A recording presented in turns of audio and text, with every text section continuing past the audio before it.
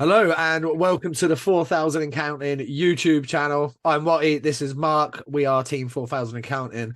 And from now on, going forward, we're going to be doing things a little bit differently. So make sure you subscribe, turn on the notifications. We're going to have lots of content coming on your way over on YouTube.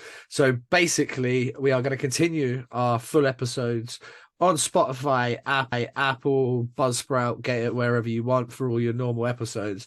But the UK hockey and the current affairs is now going to move over to YouTube. We're going to be breaking it down into lots of kind of like 7, 8, 9, 10-minute videos, depending on the length of the topic. And we are eventually going to be putting full episodes once we get the editing done at the back and with ourselves and our producer Graham. Once we get the editing done in the background, we will be releasing full feature-length podcasts on YouTube as well as Buzzsprout. So that way, you guys are going to get the best of both worlds. You're going to get the visuals. As you can see, we've got the Zach's Army 4000 and Counting charity jersey, I believe 2019, repping the 4000 and Counting flags, which are going to be available on our new merch store very, very soon. Mark's design, actually, these are going to be available on our merch store as well. No pucks given. Boom. They are sweet, sweet design. Shout out to our boy Ali Cree, jersey 53 up in Sheffield there. Good old boy. Good old boy, exactly. That's a Ali design as well. The team got together for that. But Mark, I'm excited for the YouTube thing, and I know we're going to be very raw at this. It's going to be very similar to where myself, Bandy, and Max started the podcast 3 years ago, by the way, everybody. 4 years ago, actually. 2019, was it? Yeah. God, it's been going. It's been going. We're getting there. And I don't even know when our birthday is. How bad's that? It's my birthday. The 4th of February was your first. First ever one. Yeah. Ah, there you go. Look at in true 4000 and Counting style, I am kicking off our YouTube career with a bit of a shiner. Took a little sore one at the weekend. But anyone that knows me knows that it's not my first. It won't be my last black eye, no doubt. But yeah, Mark, should we get into the hot topic that's kind of taken over Twitter right now in the NIHL National League? And that topic is import numbers. Now, it's something we spoke about on the podcast episodes. God, I can't remember how many times. I've lost count. But in the YouTube format, this is the first. So I'll let you kick off. You kind of we're at two imports per team. No import goalies. Both imports are allowed on the ice at one time, which has been brought in this year compared to last year where it was 1-1, which was fucking stupid. I'm glad they've changed it to that. 2, is it enough? Do we need more?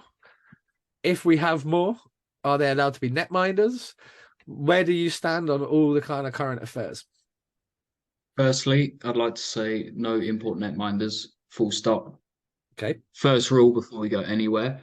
I would in time like to see an increase. I believe in the past, I think I said I'd like up to 4, but right now, absolutely not.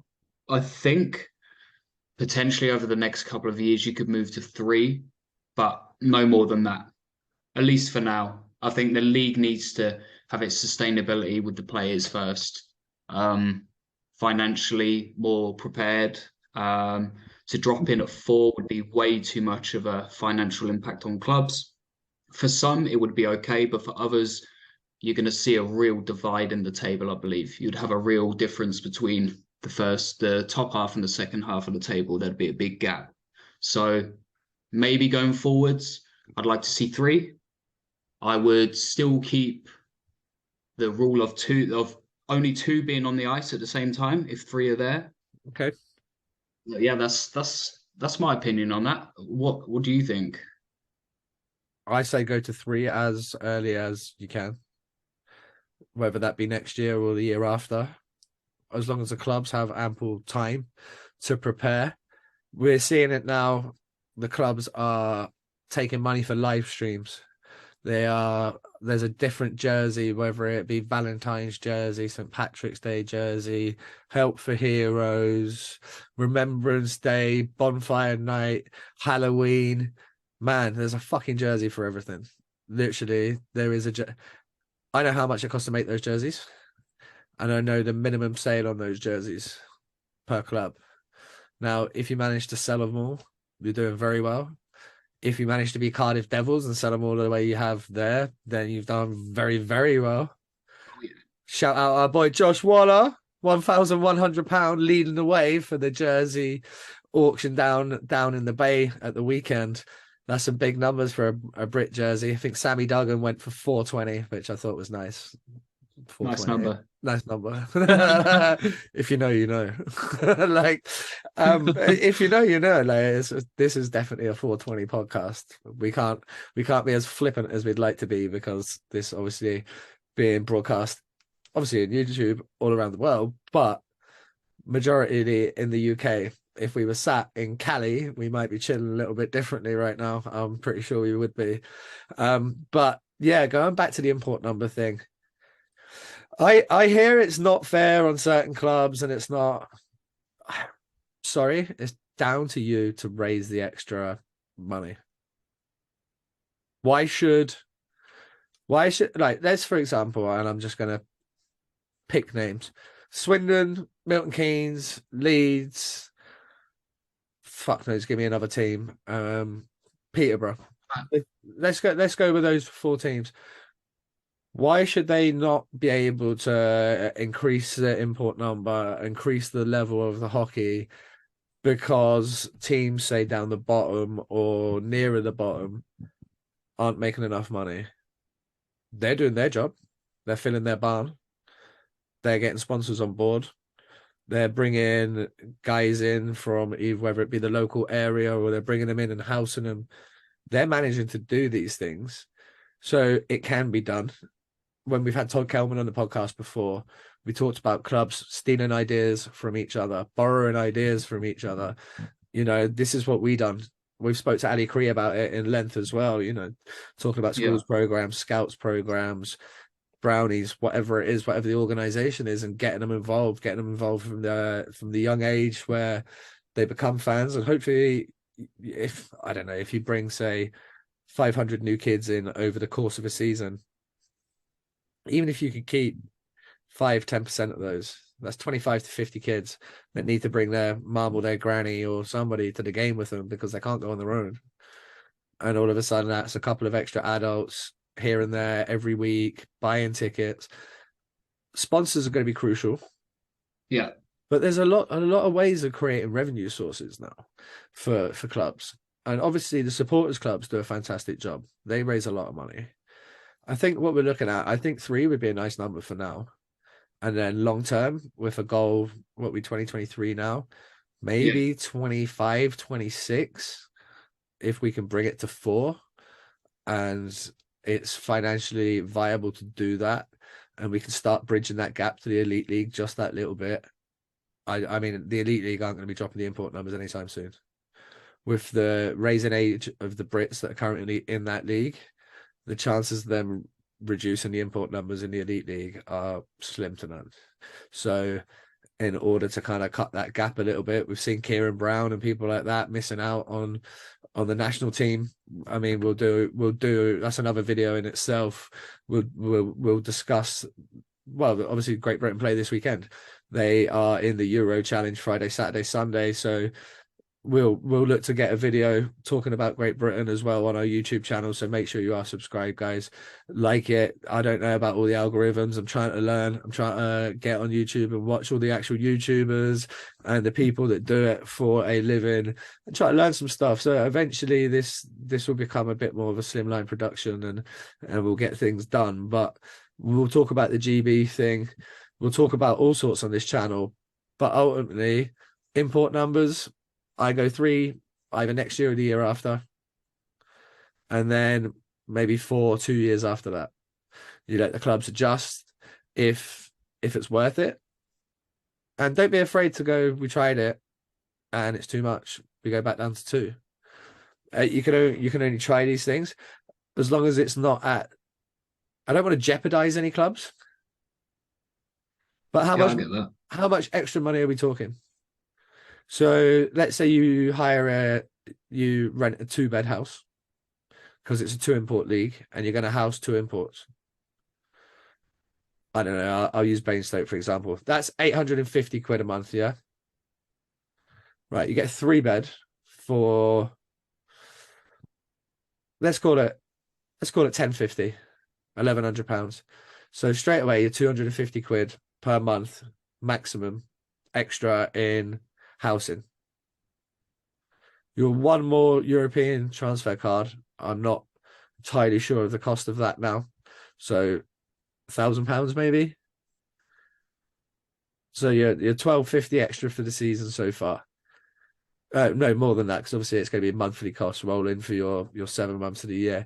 So you're probably like 3.5 grand extra a season. And then import wages, if you're bringing in a third import at say, I don't know, 300 quid a week, he's going to be making a couple of hundred quid more than what the third liner or whoever it is that gets replaced, right? Yeah. So you're probably looking at another £700 to £900 per month. I think to bring an extra import in, you're looking at maybe 10 to £12,000 over the year. You might treat them to some better sticks. You might treat them to some better skates.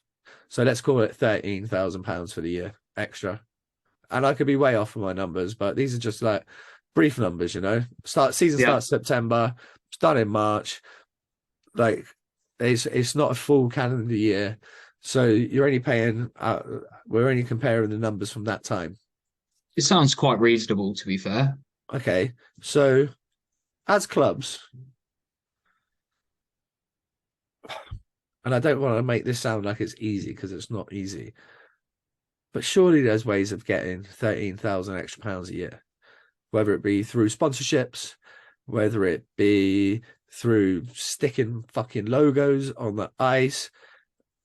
There's so many different revenues. And obviously we talk about the 50-50s and the shirt off the backs and the chucker duck and the all the kind of in-period entertainment. There's lots of that, but it's very stale. Everybody does 50-50. Everybody does shirt off the back. Everybody does the same things. Let's get some new ideas in there where you can get revenue streams into clubs. It's hard to try and think of. It's hard to try and think of ways. I know what you're saying, but Well, let's start with this, right? Let's start with this. I don't know who has 750 fans, but we're going to use that as a nice round number.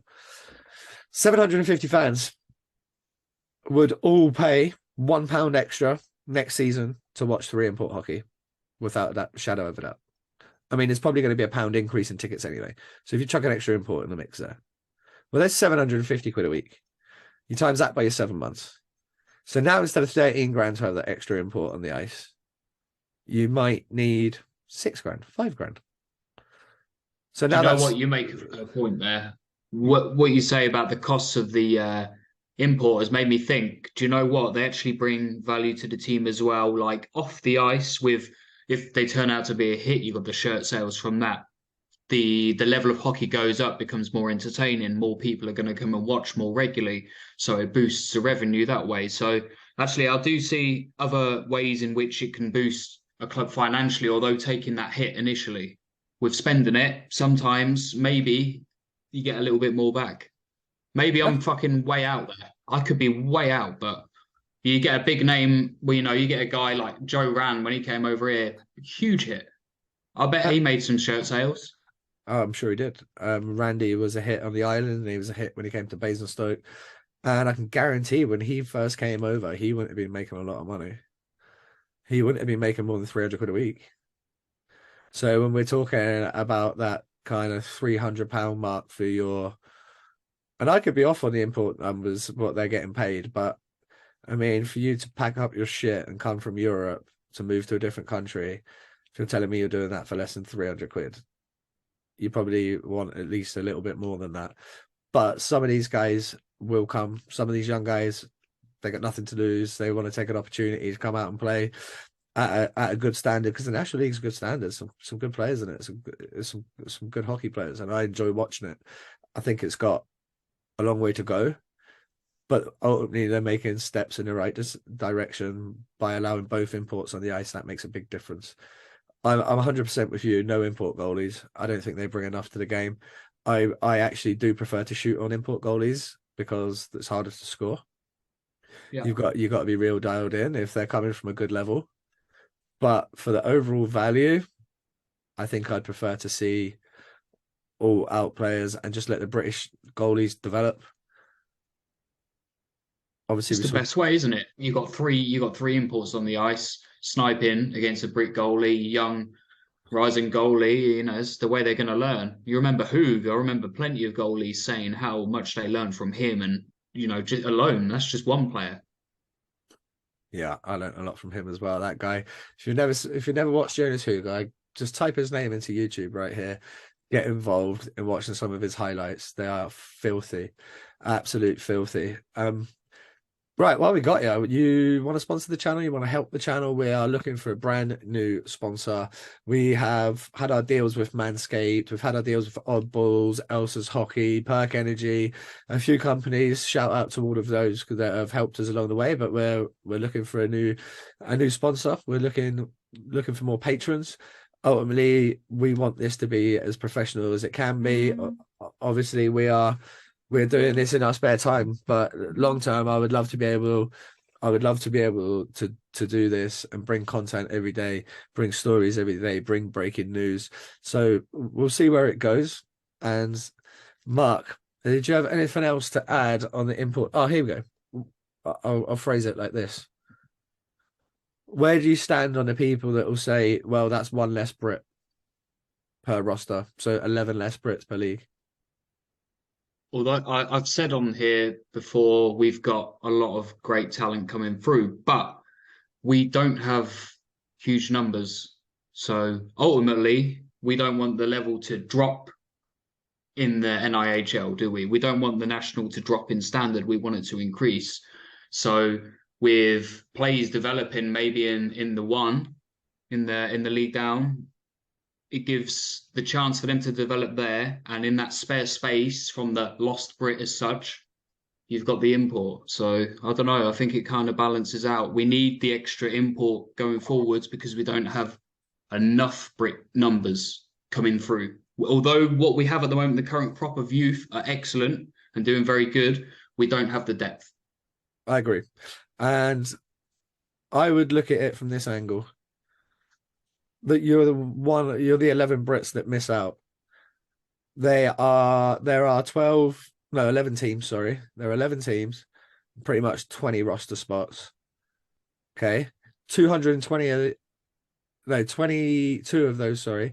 22 of the 220 are taken up by imports. 22 are taken up by netminders. So if you're one of those 11 guys that are not good enough to get those 180 odd spots that are available, then you're not good enough. It's that simple. Either you're too old, you're not quite developed.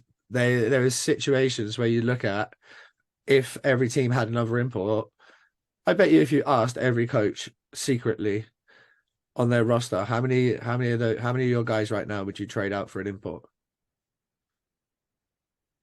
Do you know something as well, though? I bet they've all got more than one guy. Yeah. And if they have, that's what I'm talking about. And ultimately, because you could look at it this way from a player's perspective. If you're playing 4 minutes a night, that's not much fun. You go down to maybe National 1 South, National North South 1, and you play 22 minutes power play, penalty kill.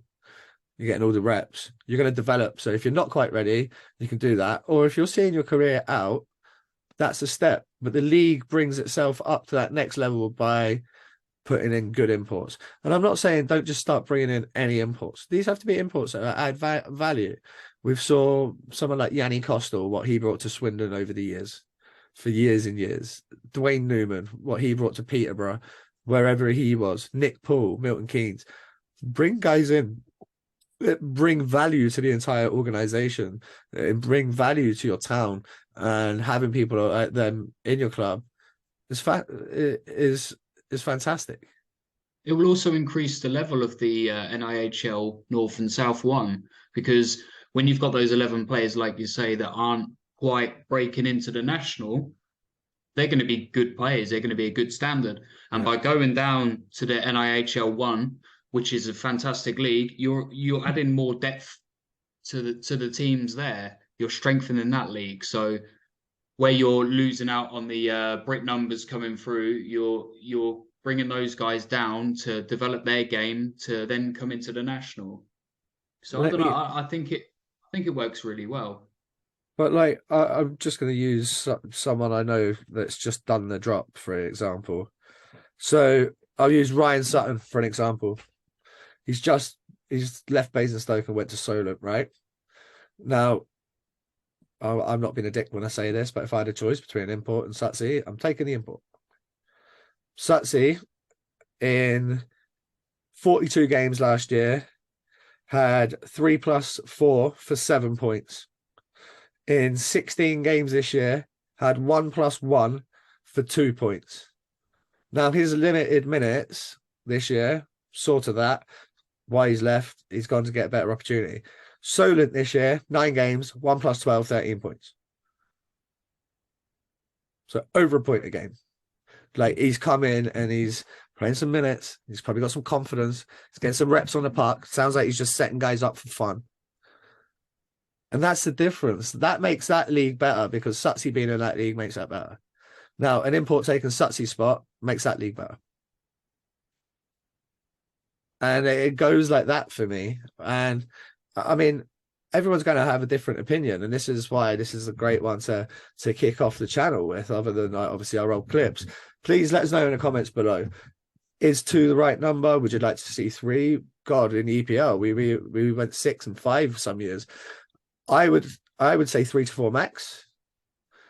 3 this year, 4 in a couple of years. I wouldn't start rolling into 5 and 6 territory. It starts becoming too much like the BNL. But you guys let us know in the comments. Anything else from you, Mark? Or are we good here? No, I think we covered that. That was a fun one. That was fun. And this isn't a slag at Brits, and this isn't trying to get less Brits jobs. I want all the Brits to get jobs, but I want them to get the opportunity. Like, for example, I get to play with Pinky and Seski, 2 guys, obviously, because you get 4 imports. I get to play with those 2 guys. That made me such a better hockey player. None of the guys that brought up from Bracknell Hornets made me a better hockey player. Like, it's that simple. They didn't. Those boys forced me to the next level. The guys that came up from the Hornets, they didn't scare me enough. It's not like in the NHL where you've got 7 guys in the AHL that could step up and be regular NHLers with a bit of luck, with a bit of fortune. There is the difference in the gulf then, I think, was bridged by the import numbers. So I don't know. Let us know. But that has been the first of the YouTube series. I've enjoyed it. If you want to become a patron, the link's in our description. Make sure you go to Buzzsprout, check out all of our episodes, and we'll see you again for another video soon. Peace.